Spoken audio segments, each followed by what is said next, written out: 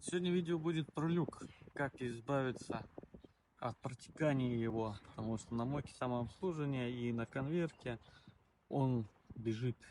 Помимо этого, вот у меня с этой стороны все ровно, это как с завода было. А вот с той стороны не особо.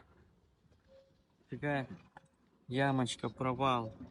И это я заметил только этой зимой, потому что на конвейер какой заехал, и он начал бежать прям.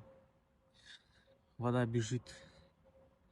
Кстати, из этого люка неровности, провалова, возникает еще свист, как будто от двери, но по факту это из-за люка, то что провал такой идет.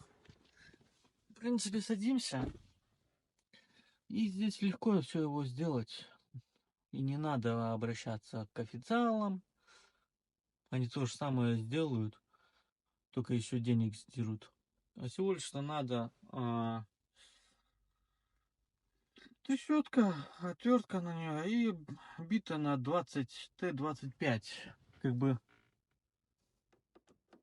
откручиваем, я уже открутил. Можно с обоих сторон, ну по одной стороне лучше.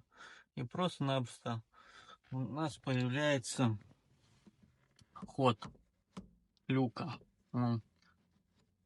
Ближе влево, вправо можно его настроить, ну, подвинуть.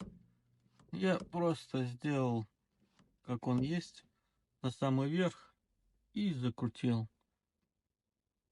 И все. С той стороны тоже так же взял, поправил, чтобы было одинаково. И теперь у меня свиста нету при большой скорости, и люк перестал течь. При этом я думал, то, что когда он текет, тек хорошо так с этих щелей. То, что резинка была плотно закрыта. Потолок пострадает. Но нет, здесь есть желоб такой. И он вполне так обезопасивает это место. Причем затеков таких нету.